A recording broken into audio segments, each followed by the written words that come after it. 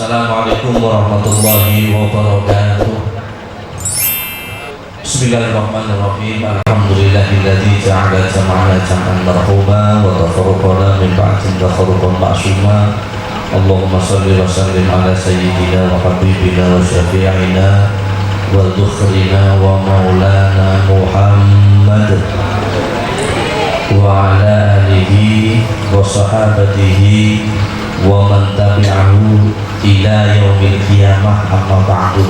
Para alim, para kiai, para sepuh, para ibu nyai, ibu hajah ingkang kawula hormati, wabil khusus Syaikhina Piro Kiai kawula rumiyin waktu teng pesantren Kiai Fathur Rahman ingkang kawula entosi pitutur-pituturipun mumbayan sing mau metune tutup pitutur mai itu bae.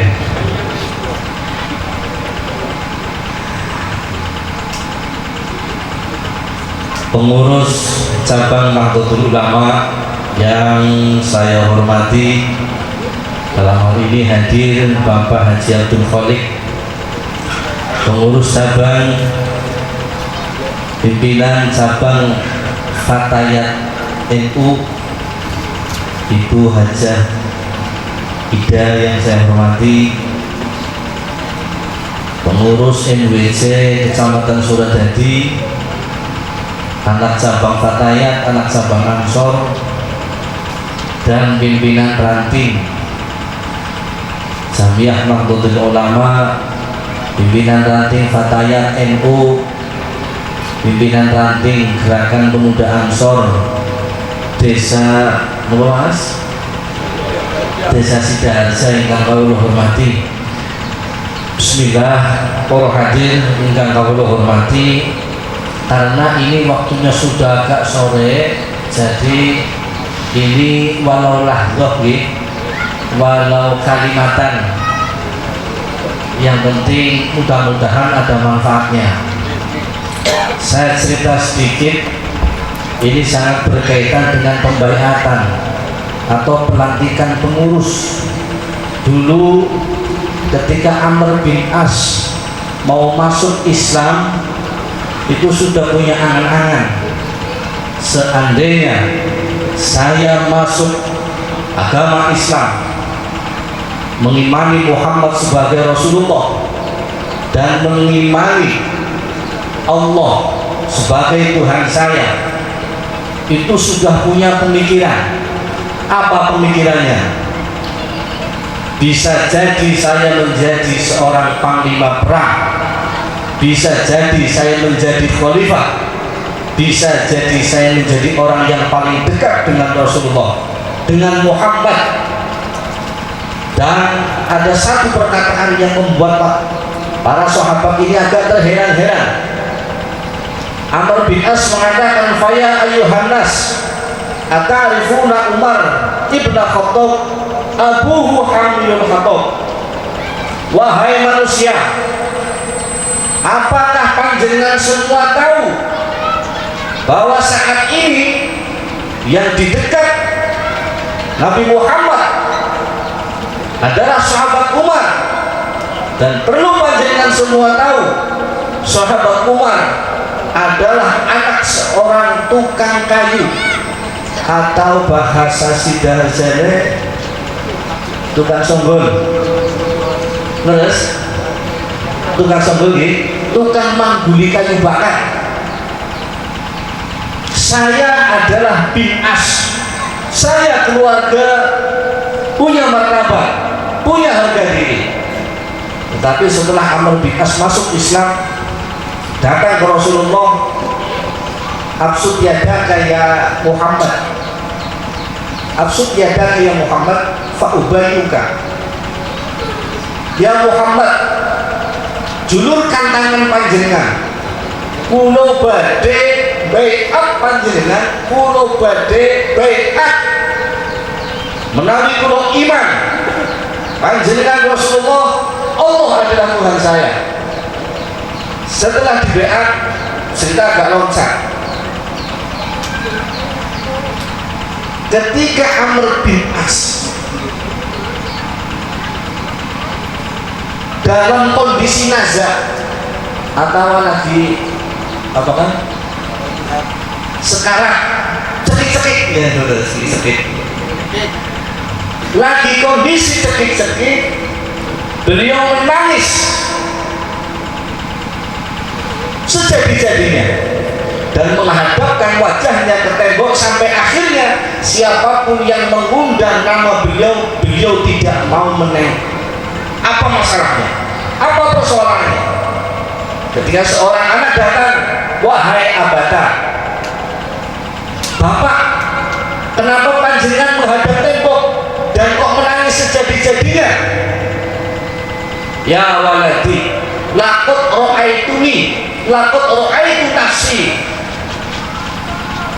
hayyitu ala adbakin salasin.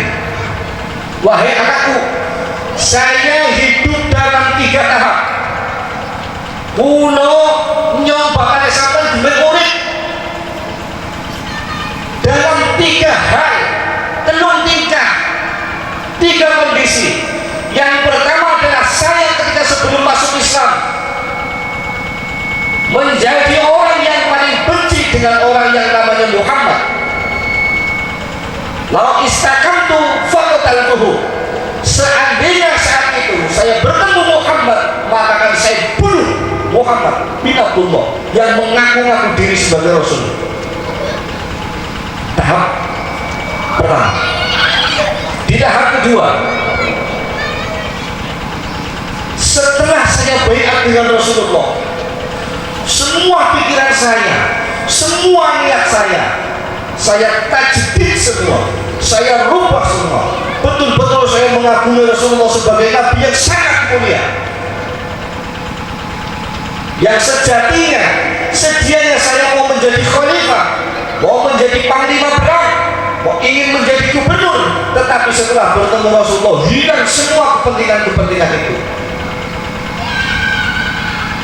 Dan saat itu saya yakin-yakinnya bahwa saya adalah orang yang paling mencintai Muhammad dan tidak ada orang lain yang melebihi cintanya saya terhadap Muhammad SAW. Lalu tahap ketiga, summa ulina ala darajatin. Kemudian saya dipasrai banyak hal. Kelakon tenan jadi gubernur, jadi panglima perang, jadi wakilnya khalifah, jadi komandan di medan perang. Wa ma'adri ma'kali, tetapi waktu itu saya tidak tahu persis kondisi saya seperti yang pertama atau seperti yang kedua. Seandainya saat itu saya boleh memilih, maka saya memilih mati ketika baru pertama kali bertemu Rasulullah SAW. Karena saya tidak tahu setelah saya dipasrai banyak hal, menjabat ini, menjabat itu, menguasai ini, menguasai itu. Dan kadang-kadang saya terbawa dengan nafsu saya mulai agak gelap hati dan terbukti pada peristiwa tahkim Amr bin As membela sahabat Muawiyah bin Abi Sufyan. Ketika nazar, beliau sadar betul bahwa yang paling benar saat itu adalah sahabat Ali radhiyallahu anhu. Wahai anakku, seandainya sampai dipasrai jabatan amanah, jangan pernah bangga menjadi apa? Jangan pernah bangga menjadi gubernur. Jangan pernah bangga memiliki amanat yang begitu banyak. Tapi banggalah, bangga karena panjenengan diberi jabatan dan mengamalkan amanahnya. Dan ini persis panjenengan yang baru dilantik. Seandainya saat ini panjenengan sudah berbaiat, raditu billahi rabba wa bil islami dina wa bi Muhammadin nabiyya wa rasula wa bi jami'atin nahdlatil ulama wa bi nahdlatil ulama ijma'iyya wa bi Indonesia sya'ban wa watana. Panjenengan sudah berbaiat, sudah mengaku bahwa Jamiah Nahdlatul Ulama adalah jamiah panjenengan dan Negara Kesatuan Republik Indonesia adalah harga mati. Menawi panjenengan 5 tahun kemudian, 10 tahun kemudian ternyata panjenengan khianat, maka panjenengan panjenengan akan memilih mati hari ini daripada mati besok atau lusa menjadi pengkhianat. Ibu-ibu punya keseruan apa Pak? Biasanya jangan ngantuk ya. Satu lagi, ini tamsil karena ini fakta sejarah. Dulu pengen saja.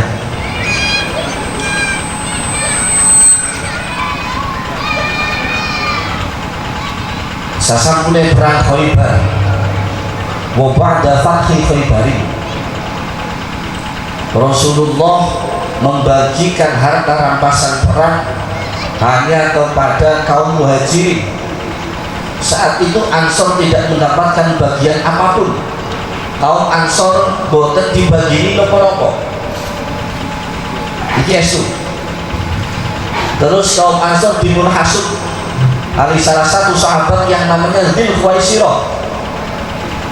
Setelah kaum Ansor terhasut, akhirnya agak curiga, suudzon kali Kanjeng Rasul. Muhammad dong itu priben dengan kayak ini baginya kalau kaum muhajirin itu bukan persis kalau Sida saya demannya leluran ya saat dulu sing adu dikatani kabeh kok dong suaranya kok dong leluran wis dadinya klanen kabeh kayaknya kuat deh. Akhirnya kaum Ansor yang merasa terhasut, terprovokasi, dikumpulkan kali Kanjeng Rasul dalam satu majelis, dan Rasul sendiri yang mengatakan ini karena Rasul mendengar betul bahwa kaum Ansor ini sudah terprovokasi. Rasul duka, betul-betul marah. Ketika sudah dikumpulkan dalam satu majelis, adalah salah satu sahabat yang mau ikut gabung dalam majelis itu. Rasul melarangnya. Saat itu adalah sahabat Umar yang ingin gabung. Wahai sahabat Umar, jangan nanti saja, ini khusus untuk saya dan kaum Ansor dan pemuda Ansor, biarlah saya yang menyampaikan dan menyelesaikan urusan ini. Dan setelah Rasul duka, Rasul menyampaikan, wa ya Ansor, amma tardawna yarji'una nas bisyaki wal ba'ir wad dananir wad darahim wal jah.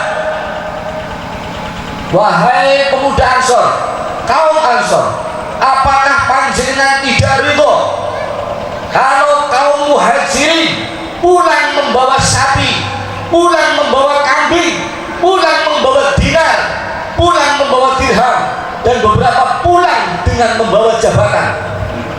Apakah kalian tidak ridho? Padahal sedianya saat durunge panjenengan semua itu ahli sedekah, ahli berbagi. Tetapi kenapa hari ini panjenengan semua kaum Ansor merasa dihasut, merasa terprovokasi? Kenapa panjenengan tidak ridho? Padahal wa antum tarji'una ma'a nafsi, panjenengan wong Ansor kabeh balikan gawenyo gawa kula Muhammad yo pamilu sampean kabeh wong Ansor insyaallah dengan Madinah. Yang mereka bawa, yang kaum muhajirin bawa semuanya adalah sampah, runtuh. Jabatan mereka adalah sampah, harta mereka adalah sampah. Jadi kan langsung boten sih, boten. Sampai lagi jangan merasa ngatur lagi. Akhirnya Ansor jawab, ya Rasulullah, rodina, pulau ridho. Kau muhajirin mau kumpul nopo pirang-pirang jabatan pirang-pirang, dunia pirang-pirang, tapi sing penting pulau angsal ridho ne panjenengan, pulau kondur bekto panjenengan, dan besok hidup bersama di Madinah. Dan persis niki panjenengan yang baru dilantik. Kalau setelah ini panjenengan punya niat bukan li'ikna'i kalimatillah, tapi menuruti hawa nafsu panjenengan, titeni odong walam mahadurul mahud, odong lagi nazar sampai insya Allah kelingan suara ninyo anyo harus ngomong orang tahu dolanan insya Allah diriokna manfis sama wa manfil ar. Tapi ini nyuwun sewu karena jenengan sepuh kulo mung takir niki ngelingaken mawon bisa mlebu NU li'illahi kalimatillah wujude khidmat wonten Jamiyah Nahdlatul ulama. Muga-muga sasamune panjenengan khidmat wonten Jamiah Nahdlatul Ulama, panjenengan dipun diakoni santrine kan diakoni santrine Kyai Haji Hasyim Asy'ari. Kula niku nate mirip cerita. Kula mondoke wonten Situbondo. Situbondo pengasuh kula niku namine Kyai As'ad Samsul Arifin. Rumiyin sing bekto tasbih kali bekto bentong saking Mbah Kyai Khalil Al-Bangkalani dumugi wonten Kyai Haji Hasyim Asy'ari. Dadi kula kathah cerita. Dengan waktu wonten kula badhe tak sampaikan. Tapi ngoten Ansor Fatayat NU niku berjuang boten hanya persoalan akidah.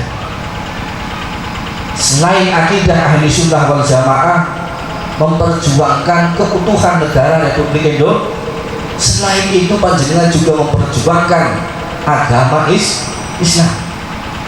Dulu ketika Indonesia mau merdeka, banyak kelompok lain, akidah lain, faham lain, agama lain selain Islam, selain NU, nopo, wonten Kristen, wonten Hindu, wonten Protestan, wonten Buddha dan sapi turute ikut bersama memperjuangkan kemerdekaan negara Republik Indonesia. Nah, setelah itu, setelah Indonesia merdeka, maknanya apa? Maknanya setiap agama, setiap kelompok di luar NU dan di luar Islam, mereka memiliki hak untuk mengamalkan ajaran agamanya masing-masing. Nah, untuk menjembatani wong Hindu, wong Kristen, wong Protestan, wong Islam, wong NU, Muhammadiyah lan sak piturute, akhirnya Indonesia gawe janji, gawe kesepakatan rukun karo salah satu asas namanya asas tunggal Pancasila. Nanti akan ada pertanyaan dari orang-orang yang pahamnya cekak. Apa pertanyaannya?